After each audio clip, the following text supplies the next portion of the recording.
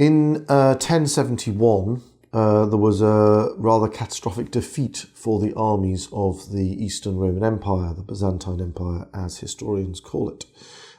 This was the Battle of Manzikert, and the Roman armies were commanded by the Emperor Romanos IV Diogenes, and he was defeated by a local Turkish Muslim ruler.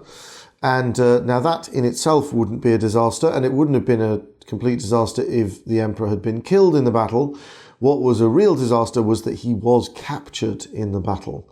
For the first time since the 3rd century, a Roman emperor was captured by the enemy, and this is a total disaster because the victorious Muslim ruler decided to not kill the emperor, which was even more disastrous from a Roman point of view. He just held him for a little while, long enough for a new emperor to be established in Constantinople, and then he let him go very cleverly, which thereby automatically initiated a civil war inside the Byzantine Empire.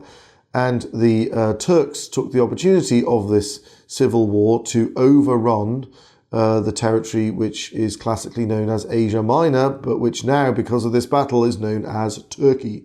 In the catastrophic years that followed, the Byzantines lost almost all of their traditional heartland in the post-classical period, the old Roman provinces of Bithynia and Oriens, and eventually they got all the way to Nicaea, famous town on the opposite side of the Bosphorus to Constantinople, where the First Ecumenical Council was held, and they basically were within sight of the Roman capital. So the situation of the Roman Empire within 20 odd years of the Battle of Manzikert was potentially mortal.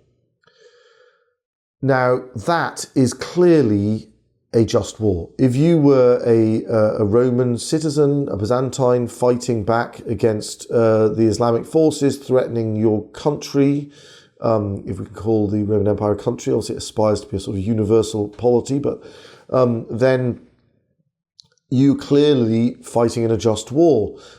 If there's an enemy power committed to conquering the entire world, which wants to take over your country and force you to either become, to repudiate the true religion or to be reduced to the status of a second-class citizen, and in the course of invading your country may well just kill you or enslave you, and along with you and your children and your wife, then fighting back against them is definitely a just war. Now, as I mentioned earlier, it's also legitimate for you to ask friendly powers, allied powers, if they would be willing to assist you in avoiding the destruction of your country. And that is precisely what the then Roman Byzantine emperor did. Alexius I Comnenus, who was the emperor by the year 1095. And he sent an embassy to the west to talk to the then Pope, Blessed Urban II, and ask him if he could send assistance from the west to avert the destruction of the Eastern Empire.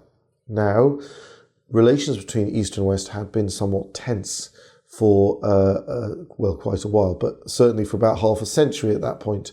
The schism, the famous schism, the Great Schism as it's called, between the Catholic Church and the Orthodox Eastern churches, is conventionally dated to the excommunication of the Patriarch Michael Cerularius by the papal legate Humbert of the Romans, Humbert of Candida Casa, rather, in 1054. Slightly less than half a century before the outbreak of the First Crusade. So the Roman Emperor and the Pope were not in communion at the time. Tensions were quite high because since the year 800, so several centuries earlier, the popes had purported to create the Roman Emperor themselves. They'd crowned a Western ruler as Roman Emperor, which was seen as very insulting to the ruler on the Bosphorus, who, with a great sociological justification, considered himself to be the successor of the Roman emperors of the classical period. So there were tensions and there was not full communion. But nevertheless, the Westerners were Christians and the Easterners were Christians, and the Easterners were facing annihilation. And so their ruler, Alexius I Comnenus, wrote to Pope Urban II and asked him to send assistance. Urban II didn't think, evil schismatic, he deserves everything he gets. No, he thought, that sounds pretty awful, we need to help these people. And he also thought, if we help them, perhaps they will think better of us and in their gratitude resolve the ecclesiastical difficulties which have caused us not to be in communion with each other. So it was a genuine desire to help the Byzantine Empire, and also a hope that in doing so, the tensions which had existed between the Latin Westerners and the Greek-speaking Easterners for the last few centuries could be smoothed over and resolved. This was at the Council of Piacenza that these ambassadors presented themselves in Italy to Pope Urban II. Now, Urban II was in the middle of a struggle of his own, internal to Latin Christendom, with various temporal rulers. In the period leading up to the year 1048, so just a few years before the Great Schism, the papacy had reached a nadir in its history, in which there had been a long succession of morally appalling popes of startlingly youthful vintage, who had lived spectacularly immoral lives, done all sorts of terrible things, and had brought the reputation of the See of St. Peter into disrepute. And this terrible situation, which had prevailed since the end of the 9th century and carried on until the middle of the 11th century, was finally reversed when a great reforming movement founded by the monks of the Abbey of Cluny, which was founded in 910, took control, as it were, of the papacy. A sympathizer with the reforming monastic movement of Cluny, Pope Leo IX, was elected pope, and he then began a sequence of popes who were committed to eliminating from the church simony, that is the sale and purchase of ecclesiastical offices, absenteeism, that is the possession of the revenues attached to an ecclesiastical office without actually being present in the place where the office is supposed to be exercised, pluralism, which is the practice of possessing more than one office at the same time, especially offices which are significantly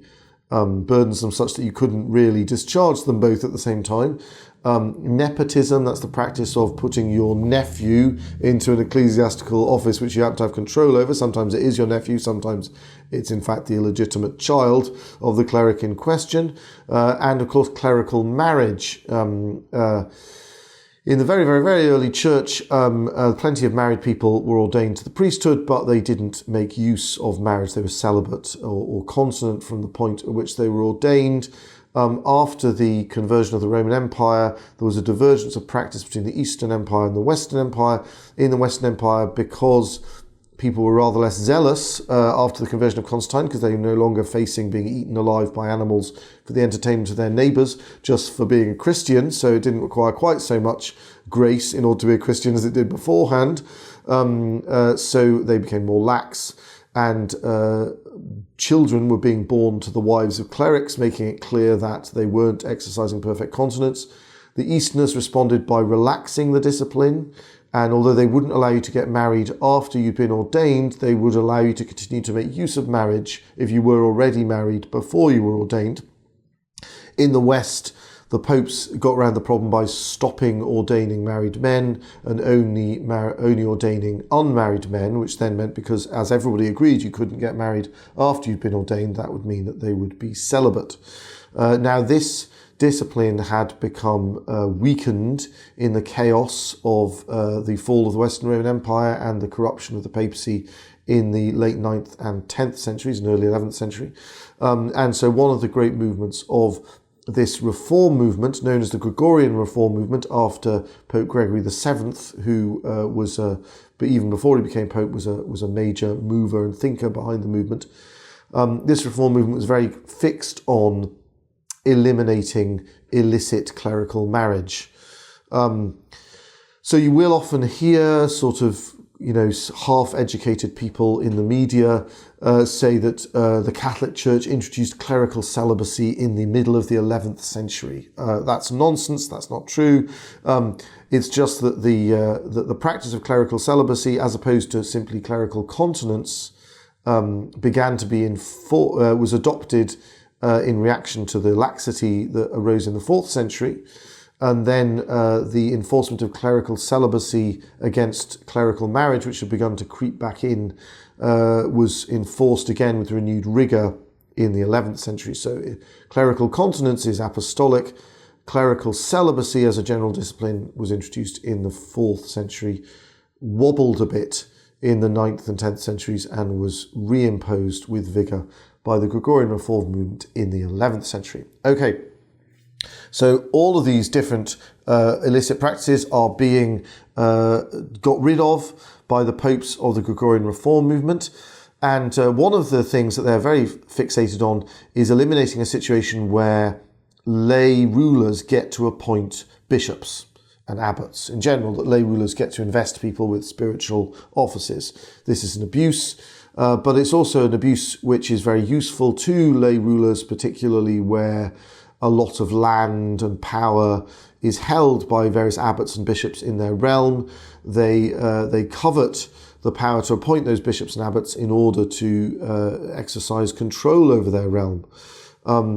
And so this brought the popes into significant conflict with various temporal rulers, particularly the rulers of Germany, who by this point were the ones who held the title Roman Emperor, which the popes had claimed since the year 800 to be able to give to a Western ruler instead of acknowledging the ruler in Constantinople as the Roman Emperor.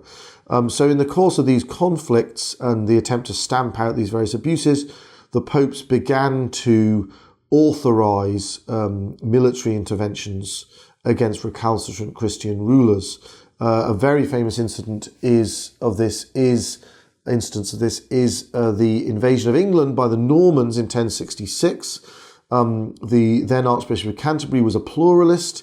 He held another diocese on top of Canterbury, and the then King of England, Harold II, had sworn an oath on holy relics to support the candidacy for the Kingdom of England of the William, Duke of Normandy, and he then reneged on the oath and was also supporting this abusive Archbishop of Canterbury. And so the then Pope Alexander II felt morally authorised to bestow his blessing on William of Normandy's attempt to invade England, and he sent him the banner of the Roman Church, which may in fact be the origin of the English flag, which is a red cross on a white background, the flag which is also often associated with the Crusades, and which was used by angry lay people in various Italian cities to show their opposition to abusive bishops. There are still some various Italian cities that have a red cross on a white background as part of their coat of arms, which is an allusion back to the various movements of lay people supporting the ecclesiastical reform movement.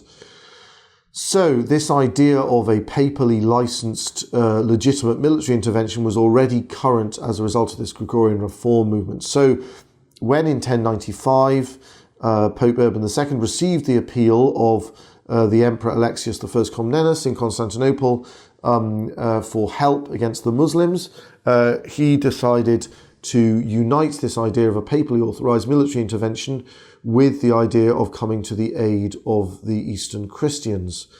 He was not in possession of the city of Rome at the time, because in the course of these conflicts with angry temporal rulers, the Gregorian reform popes were often kicked out of Rome and anti-popes put in their place.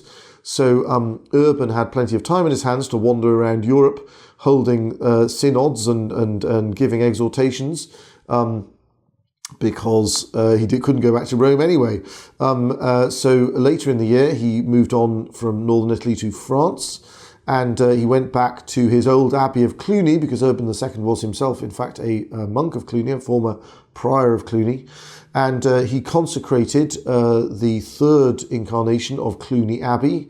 And this was a very important moment, because that church, the Cluny Abbey Church, Cluny 3 it's called, because it's the third version of that church, was bigger than the Hagia Sophia in Constantinople. The Hagia Sophia is the Cathedral of Constantinople and one of the great architectural jewels of all human history. And from the time of its construction in the 6th century until 1095, it had been the largest Christian church in the world. But in 1095, with the consecration of Cluny III, it became the second largest church in the world. And this was a key psychological moment because it represented the resurgence of the West, the resurgence of Latin Christendom, which had been very much an impoverished and primitive backwater for many centuries relative to the East, because the Roman Empire had collapsed in the West under the weight of barbarian invasion and migration, and had survived in the East. So, in the month following, Pope Urban went on to the council, local synod of Clermont in the centre of France, and at that council, he made a great appeal to the noblemen of France. He told them of the terrible condition of the Eastern Christians, of the danger that Constantinople could fall at any moment to Islamic invasion, and he reminded them of the terrible fact that Jerusalem, the great city of David, where their Lord had suffered, died, and risen again, was in the hands of the followers of a false religion and had been since the 7th century.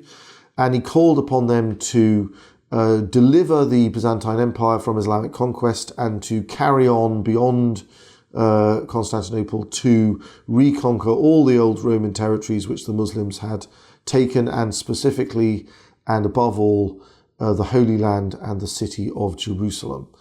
And this appeal met with an incredible response from the people, and particularly the noblemen of Western Europe.